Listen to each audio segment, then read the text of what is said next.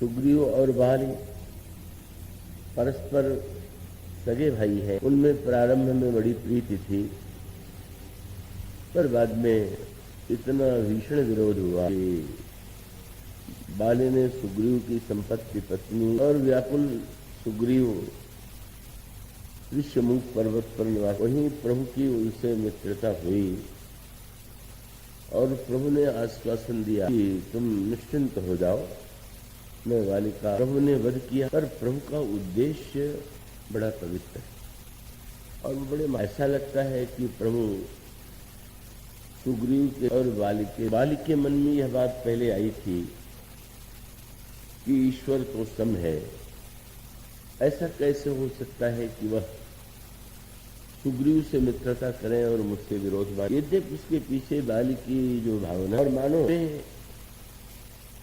उस मनोवृत्ति का उसने आश्रय लिया जिसके पीछे उसका उद्देश्य मानो यह, अगर ईश्वर सम है तो उसका कर्तव्य है कि वो सभी को एक दिन तो इस समत्व का तात्पर्य क्या है। दो व्यक्ति लड़ रहे हैं और एक व्यक्ति बलवान है और दूसरा, अब गीता में भी समत्व का उपदेश दिया गया, समत्वम योग उच्यते, और भगवान के लिए भी भगवान भी कहते हैं समोहम सर्वभूते। इस पंक्ति का स्मरण करके अगर एक व्यक्ति ऐसा है कि जिसमें सामर्थ्य है और वो यह निश्चय कर ले कि गीता में तो समत्व का उपदेश भगवान ने दिया है, स्वयं भगवान भी सम है, तो मैं अगर इन दोनों में से किसी एक का पक्ष लूंगा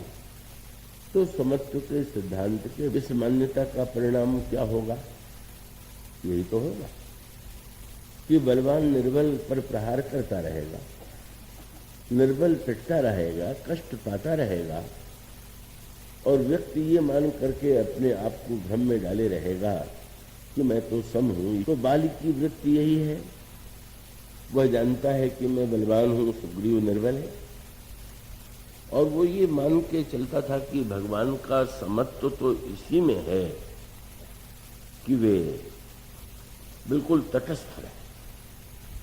भगवान ने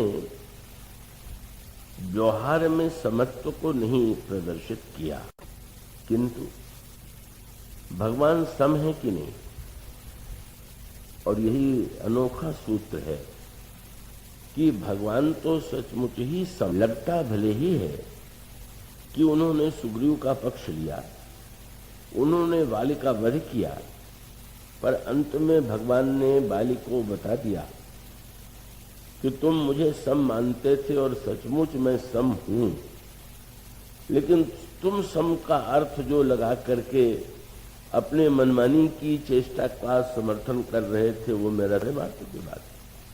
बाली को भगवान ने दिखला दिया कि देखो मैं तो सम हूं। क्यों? उन्होंने सुग्रीव को शरण में लिया, बाली पर प्रहार किया, लेकिन जब बाली के जीवन में अभिमान मिट गया तो वही प्रभु जो सुग्रीव को शरण में स्वीकार कर चुके हैं वे उतनी ही उदारता से, सरलता से सुग्रीव के मस्तक पर भी हाथ, बाली के मस्तक पर भी हाथ रख देते हैं।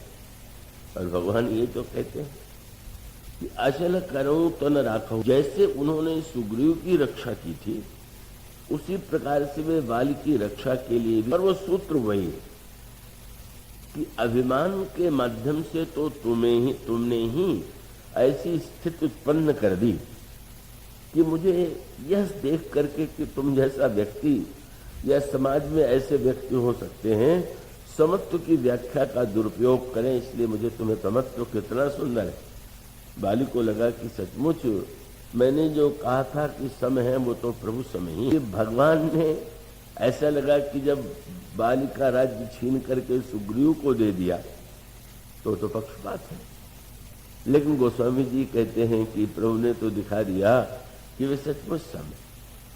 उन्होंने बाली पर प्रहार किया, बाली के हृदय का अभिमान नष्ट हो गया और जब बाली शरणागत हुआ, यह उसने स्वीकार कर लिया कि सुनो राम स्वामी सन, चलन चातुरी मोर, प्रभु अजहू में पापी, अंत काल गति तोड़। तब भगवान श्री राम ने सिर पर हाथ ही नहीं रखा, बाली से जीवित रहने का अनुरोध किया, और बाली ने जब उसे स्वीकार नहीं किया तो कैसा अनोखा समत्व है। मानो बाली का घर लेकर के सुग्रीव को दे दिया, तो कहा क्या बाली का घर छीन लिया क्या? वो स्वामी जी कहते हैं राम बाली निज धाम पठाओ। भाई हम वहां का धाम सुग्रीव को दे देते हैं, मैं अपना धाम तुम्हें दे देता हूं। तो समत्व जो प्रभु का है वो वस्तुतः कल्याणकारी समत्व है।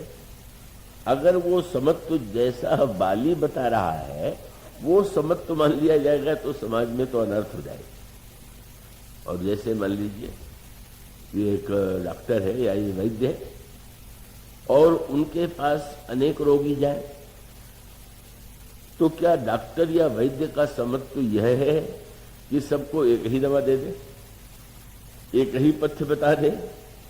अगर एक व्यक्ति को कड़वी दवा दे दे वैद्य डॉक्टर और दूसरे को मीठी दवा दे दे, और कड़वी दवा वाला ये कहे कि भाई आप तो बड़े पक्षपाती है, उसको मीठी दवा दे दिया और मुझे आपने कड़वी दवा दे दिया।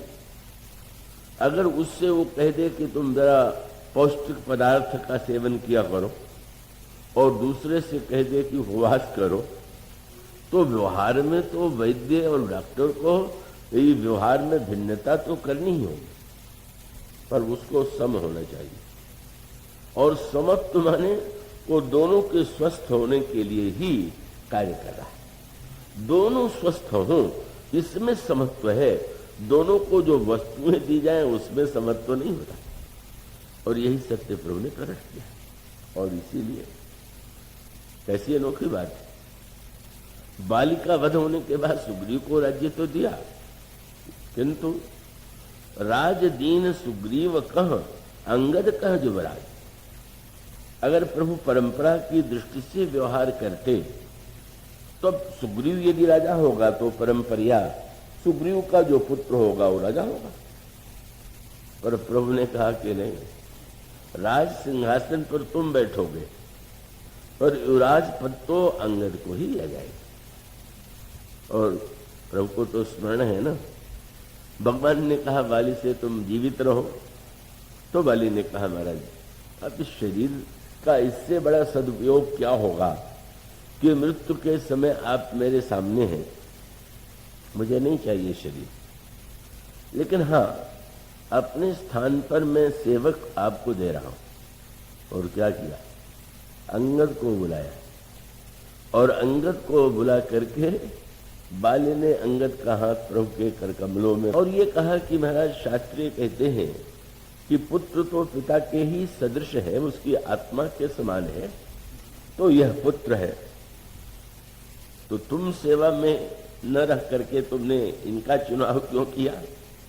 तो बाली का अभिप्राय है कि अंगद के रूप में मैं आपकी सेवा करूंगा और ये शरीर जो है अब अपने उद्देश्य की पूर्ति कर चुका है, इसलिए अब मैं इस शरीर से मुक्त होना चाहता हूं। और तब बड़ी मीठी बात कही बाली ने, प्रभु मुझ में और अंगद में अंतर है। क्या? बोले अंगद बलवान तो मेरे समान, पर एक विशेषता इसमें जो है वो मुझ में नहीं थी। और वो क्या थी?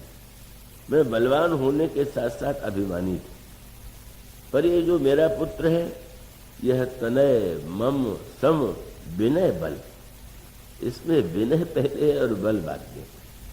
और मुझ में तो विनय था ही नहीं। हाँ, अब विनय अवश्य आपने कृपा करके अपने बाण के प्रहार से उत्पन्न कर दिया है। और मानो प्रभु का संकेत यह है और उसका उद्देश्य, प्रभु व्यवहार में पक्षपात करते हुए प्रतीत होते हैं और यही व्यवहार की ही परंपरा है, यही उचित है। लेकिन अगर उद्देश्य की दृष्टि को सामने रखा जाए तो समाज में तो समत्व की परम आवश्यकता है। अब भगवान जब अवतार लेते हैं तो लिखा तो यही जाता है कि विप्रधेनु सुर संत हित लीन मनुज अवतार। ब्राह्मण, गाय, देवता और संत के हित के लिए भगवान ने अवतार लिया। और ये भी लगता है कि इनका हित करने के लिए ही उन्होंने रावण का वध किया। पर आप जब दृष्टि डालेंगे, इन्हीं अंगद को जब प्रभु ने युवराज बना करके भेजा, तो अंगद ने पूछा कि रावण से बातचीत करते हुए मुझे किस भाषा का प्रयोग करना चाहिए। और तब प्रभु ने यही कहा कि अंगद, वह सूत्र तो मेरा एक ही है, क्या काज हमार तासु हित हो। रावण का भी हित, विप्रधेनु सुर संत का हित तो चाहिए, पर उनका जो विरोधी है उसके भी हित के लिए प्रभु यत्न है। इतनी व्यापक दृष्टि।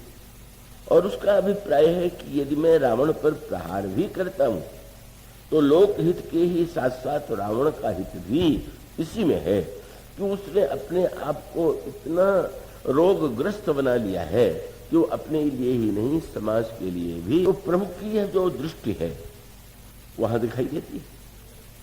अंगद युवराज है, किंतु प्रभु का उद्देश्य क्या है, और बड़े महत्व की बात है। और उद्देश्य ये है, ये व्यवहार का भी सूत्र है और परमार्थ और व्यवहार का बहुधा ये लगता है कि दोनों का पालन संभव नहीं। हम अगर परमार्थ की दिशा में बढ़ेंगे तो व्यवहार छोड़ देना होगा या छूट जाता है। और लगता है कि अगर हम व्यवहार के झमेले में पड़ेंगे तो परमार्थ और परमार्थ को स्वीकार कर। किंतु भगवान राम तो अपने चरित्र के द्वारा एक महान सूत्र देते हैं, और उसको कि व्यवहार का आधार क्या है, व्यवहार का महत्व, व्यवहार सूत्र क्या है। व्यवहार का आधार स्वार्थ है कि व्यवहार का आधार परमार्थ। ये बहुत महत्व का वाक्य है।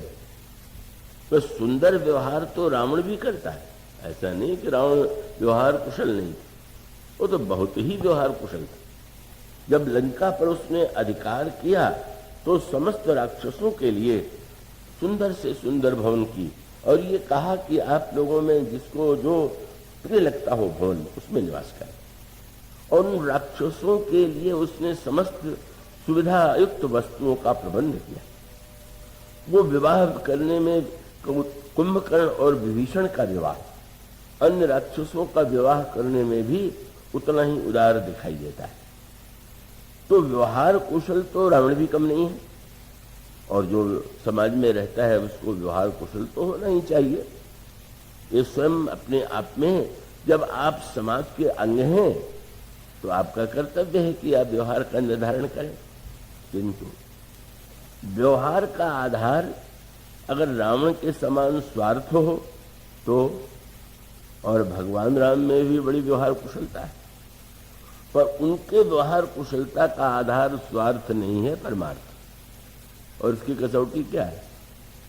वो कसौटी लंका के युद्ध में सामने आ जाती है। जब लंका के युद्ध में राक्षस बंदरों के प्रहार से भागने लगे, तो जो ही पीठ उन्होंने घुमाई तो ही सामने दिखाई पड़ा तलवार हाथ में लिए हुए रावण, और याद दिलाया वो जो बड़े बड़े महल दिए गए थे, इतना माल तुम्हें खिलाया गया था, काहे के लिए? याद कर लो। सर्वस खाई भोग करिनाना, समर भूमि भय बल्लभ प्राणा। इतना आनंद किया जीवन भर, भोग भोगे, और जब युद्ध की स्थिति आई तो प्राण पे लग रहा है। और याद रखो, समर विमुख यही सुना मैं काना, तेहि में हतब कराल कृपाणा। अगर तुम में से एक व्यक्ति भी पीछे हटा तो निश्चित रूप से उसका मैं सिर काट दूंगा। और उसका अर्थ ही है कि व्यवहार, अच्छे व्यवहार का अर्थ आधार जब स्वार्थ होगा तो स्वार्थ में बाधा पड़ते ही सारे व्यवहार की कलई खुल जाएगी। और भगवान राम का जो व्यवहार है उसका आधार स्वार्थ तो नहीं है। इसलिए अगर प्रभु ने देखा कि राक्षसों के आक्रमण से बंदर भाग रहे हैं, तो प्रभु तो धनुष पर बाण चढ़ा करके बंदरों को धमकी नहीं देते, अस्त्र का प्रयोग करने की धमकी नहीं देते हैं। प्रभु ने देखा और तुरंत सुग्रीव से, विभीषण से, लक्ष्मण से यही कहा कि तुम सुग्रीव विभीषण अनुज संहारहु सैन, थक गए हैं लड़ते लड़ते, तुम लोग जाओ, इनको विश्राम दो। महाराज ये लोग भाग रहे, हम लोगों को विश्राम देने भेज रहे, तो रावण से लड़ेगा कौन? और तब प्रभु का स्वभाव सामने आता है। प्रभु कहते हैं, तुम सुग्रीव विभीषण अनुज समारोह सैन, मैं देखूं खल बल दलहीं। बोले राजीव ने, मैं युद्ध करूंगा। कितनी मानो अंतर, और उस अंतर का परिणाम तो यही होता है। भगवान के व्यवहार में तो निरंतर एक रिश्ता है, क्योंकि प्रीति और हृदय और शील ही उनके स्वभाव, उनके व्यवहार का आधार है। और इसलिए गोस्वामी जी ने एक बड़ा मनोवैज्ञानिक दृश्य प्रस्तुत किया कि युद्ध इतना भीषण हो रहा है, पर न बंदर हट रहे हैं न राक्षस हट रहे हैं। बंदर तो इसलिए नहीं हट रहे हैं कि हम लोगों की कायरता को भी प्रभु ने कायरता के रूप में नहीं देखा। जब इतने उदार हैं कि हमारी दुर्बलताओं को भी दुर्बलता न मान के हमें मित्र कह के पुकारते हैं, हमसे स्नेह करते हैं, तो प्राण चला जाएगा तो भी नहीं हटेंगे। और राक्षस भी पीछे नहीं हटते। क्यों? सोचते हैं पीछे हटके जाएंगे कहाँ? वहां तो तलवार लिए रावण खड़े ही है। प्रभु ने देख लिया, ये थक तो दोनों ओर के योद्धा गए, पर दोनों ओर नहीं हट रहे, भावना तो अलग अलग है।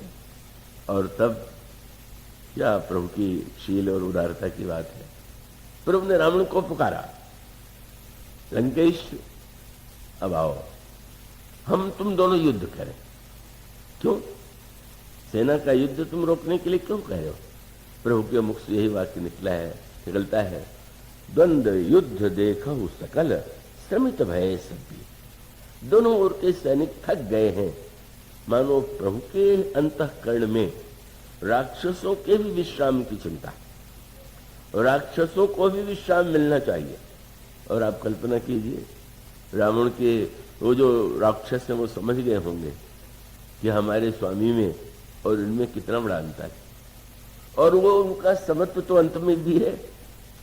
जब युद्ध समाप्त हुआ तो इंद्र आए, और इंद्र ने आकर के कहा, प्रभु कोई सेवा बताइए। तो प्रभु ने कहा कि ये बंदर जो है, जो युद्ध में मेरे लिए मारे गए हैं, तो अमृत वर्षा करके इनको जीवित कर दो। उन्होंने यही कहा कि मम हित लाग तजे इन प्राणा, सकल जियाऊ सुरेश सुलाना। इंद्र प्रसन्न होकर के अमृत वर्षा करते हैं, सारे बंदर जीवित हो गए, राक्षस नहीं जीवित हुए। लगा अंत में प्रभु ने बंदरों का ही पक्ष लिया, राक्षसों को तो नष्ट होने दिया। पर गोस्वामी जी कहते नहीं, वो तो समत्व ही है उनका। क्यों? पूछा गया, पार्वती ने पूछा, अमृत वर्षा हुई तो बंदर जीवित हो गए, तो राक्षस क्यों नहीं जीवित हुए? तो शंकर जी ने कहा कि पार्वती, उन राक्षसों को प्रभु ने मुक्ति दे दिया, अपना धाम दे दिया। उन्होंने कहा, रामाकार भय तिनके मन, मुक्त भय छूटे भव बंधन।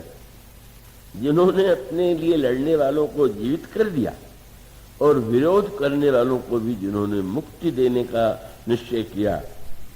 बल्कि प्रभु से किसी ने कहा कि प्रभु, ये भी कोई न्याय है?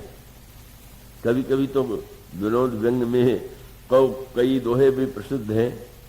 तुलसीदास जी के नाम का वो दोहा प्रसिद्ध है कि भाई, खीझे पे मुक्ति दई और खीझे पे मुक्ति दई और रीझे दीन्ही लंक। बोले अधाधुंध दरबार है, तुलसी भजो निसंग। पर अधाधुंध का अर्थ यही तो उनके स्वभाव की करुणा है। हम तो अपने पक्षपातियों का पक्ष लेते हैं, शत्रुओं को हम विनष्ट होने की ही चिंता में व्यग्र रहते हैं, पर उनको तो चिंता राक्षसों की है। बोले मुक्त है, पूछ दिया, महाराज आप तो मर्यादा पुरुषोत्तम है, ये आप राक्षसों को मुक्ति देने में क्या हेतु है? तो भगवान ने कहा, ये भी तो मेरे भक्त हैं। कौन से भक्त हैं महाराज? भक्ति में तो भावना होती है। तो भक्त तो मानते हैं कि भगवान के प्रति संबंध की 5 भावनाएं। दास्य, भगवान स्वामी है, मैं दास हूं। सख्य, मैं भगवान का मित्र हूं। वात्सल्य, भगवान बालक हैं और चाहे हम भगवान के बालक हैं। और मधुर माने भगवान हमारे प्रियतम प्राणेश्वर हैं और हम उनकी प्रिया हैं। और शांत भाव माने भगवान और हम दोनों अभिन्न ही। ये शास्त्रों में कहा गया कि 5 भावनाओं के द्वारा भगवान की उपासना। तो किसी ने प्रभु से पूछ दिया कि महाराज इनको आप भक्त बता रहे हैं, इन 5 में से किस भाव से इन्होंने आपका भजन किया है? तो प्रभु ने कहा बैर भाव सुमिरहि मुहि निश्चर। ये बैर भाव से मेरा स्मरण करते थे। महाराज किसी शास्त्र में बैर भाव तो नहीं लिखा हुआ है। प्रभु ने कहा ये मेरे कृपा शास्त्र में लिखा हुआ है, अन्य शास्त्रों में थोड़ी मिलेगा। तो मानो उनका हृदय, उनका शील और वो ब्रह्म के रूप में, वो तो किसी का अहित करना उनके लिए संभव ही नहीं, कर ही नहीं सकते। और यही जो परमार्थ भगवान राम के चरित्र में मानो मूल सूत्र यह है कि स्वार्थ के नाते तो सभी को अच्छे व्यवहार का दिखावा करना पड़ता है, लेकिन जो व्यवहार के मूल में परमार्थ की वृत्ति, और प्रभु यही चाहते थे। प्रभु ने जब अंगद को राज बनाने के लिए कहा या बनाया, तो प्रभु का उद्देश्य क्या था कि अगर अंगद के मन में ये पीड़ा बनी रहे कि मेरे और सुग्रीव की स्वार्थपरता बढ़ जाए कि मैं राजा हो गया तो राज्य मुझे ही मिलना चाहिए, मेरे पुत्र को ही मिलना चाहिए। प्रभु मानो एक व्यवहार का सूत्र देते हैं, सुग्रीव याद रखना, राज्य चलाते हुए तुम अपने पक्षपातियों को या अपने प्रियजनों को ही श्रेष्ठ पद मत दे देना। तुम्हारा कर्तव्य है कि तुम अंतर ध्यान रखो कि अंगद से प्रत्येक कार्य में तुम सम्मति लो। मानो प्रभु जो है, जिस समत्व के द्वारा उन्होंने बाली का कल्याण किया था, वही समत्व प्रभु का यह भी है। और वो सुग्रीव से भी यही चाहते हैं कि सुग्रीव तुम्हें इस परम व्यवहार के सत्य को नहीं भूलना चाहिए। राज्य चलाने में इस बात को मत भूलो कि जो व्यवहार में ऐसा लगता है कि तुमसे उसका भिन्न मत है या दूरी है, अंगद सहित करे हो तुम राज्य। और आप उसकी कल्पना कीजिए, राजदूत का जो चुनाव किया जाता है, वो जो बहुत विश्वस्त होता है उसे राजदूत बनाया जाता है। और प्रभु को जब लंका में राजदूत बना करके भेजने की बात आई, तो प्रभु ने राजदूत का प्रभु ने 2 राजदूत बनाए, एक तो हनुमान जी को और दूसरे अंगद को। किशोरी जी के पास, सीता जी के पास तो हनुमान जी को दूत बना के भेजा, वो तो दूत बन के गए, राजदूत क्यों कहें उन्हें। पर रावण के लंकेश की सभा में जब उन्होंने अंगद को भेजा तो उन्होंने राजदूत का पद दिया। हनुमान जी ने जब पूछा कि मुझे क्या करना है, बस बहु प्रकार सीतहि समुझायो, कही बल विरह बेग तुम आयो। और अंगद ने जब जाते हुए तो प्रभु ने यही कहा, मैं नहीं बताऊंगा। क्यों? बोले बहुत बुझाई तुम ही का कहोगे, परम चतुर मैं जा रहा, मुझे तुम पर पूरा विश्वास, तुम इतने चतुर हो, तुम स्वयं जैसे। सूत्र मेरा वही है कि रावण का विहित हो, लेकिन तुम अब क्या कहो क्या बोलो ये मैं। और अंगद को, रावण को जब ये पता चला कि बाली के पुत्र को अंगद बना के भेजा गया है, तो रावण को श्री राम की राजनीति पर आश्चर्य हुआ। ये अयोध्या का राजकुमार क्या राजनीति के ज्ञान से इतना शून्य है? जिसके पिता का वध किया उसको राजदूत बना करके मेरे पास भेजा, मैं उसको मिला लूंगा। यही योजना रावण की थी। और उसके वार्तालाप का क्रम यही। पूछा तुम कौन हो? अंगद ने रावण से कहा, अंगद नाम बाली कर बेटा, मैं बाली का पुत्र अंगद हूं। अब रावण की प्रश्नावली देखिए।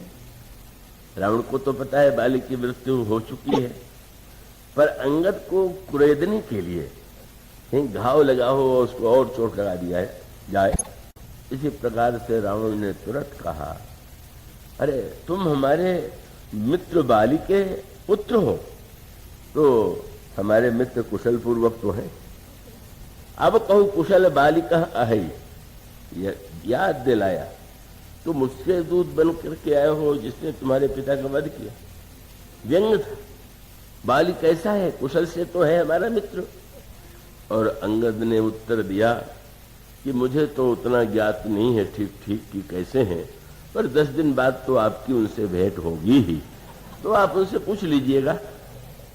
दिन 10 गए, बाली पह जाई और पूछे वो कुशल सखा। और रावण ने कहा कि आज तक तेरे समान निर्लज्ज व्यक्ति मैंने नहीं देखा। अरे बंदर, तू पितृघाती की सेवा में रहते हुए लज्जित नहीं हो रहा? तुझे ये नहीं लगता है कि जो तेरे पिता का वध कर चुका है तो उसका दूत बना हुआ है? तुझमें स्वाभिमान नहीं, पिता के प्रति भक्ति नहीं? अंगद ने जो उत्तर दिया, अंगद ने यही कहा कि रावण, तुम मुझे भड़काना चाहते हो। अगर मैं उस दृष्टि से देखता अपने पिताजी के मृत्यु को जिस दृष्टि से तुम देख रहे हो, तो स्वयं मैं श्री राम को चुनौती देता, युद्ध करता, प्राण चला जाए तो भी मैं बदला लेने की चेष्टा करता। लेकिन तुम मत भूलो कि मैं श्री राम को वैसा नहीं मानता हूं जैसे तुम मानते। और कहा, रे मूर्ख दुष्ट, तू जानता है, सुन सठ भेद होई मन ताके, श्री रघुवीर हृदय नहीं जाके। वो तो प्रभु जो है हृदय में विद्यमान है, और ऐसी स्थिति में मुझसे पूछो, तुम पता तो लगाओ कि हमारे पिता की मृत्यु के समय कितनी दिव्य स्थिति हो गई थी। उस प्रहार के द्वारा बाली ने कितनी धन्यता का अनुभव किया था, और तुम्हारी वृत्ति में विषमता है, भेद है, इसलिए तुम ये जो मुझे उत्तेजित करने का प्रयास कर रहे हो, ये सफल नहीं हो सकता। तो मानो भगवान श्री राम ने व्यवहार और परमार्थ का जो एक सूत्र दिया, और वो बड़े महत्व का है कि व्यवहार तो बहुत अच्छा करना ही चाहिए, केवल स्वार्थ से नहीं। उसके मूल में वह वृत्ति होनी चाहिए जो भगवान श्री राम उस परमार्थ तत्व के संदर्भ में का अंगद के प्रति जो प्रभु का व्यवहार है। मानो प्रभु ने सुग्रीव को यह प्रेरणा दी कि तुम अपने अंतःकरण में पुराने संबंध के नातों को और उसके द्वारा उत्पन्न हुई जो कठिनाइयां हैं, उनको अपने मन में पाले मत रहो।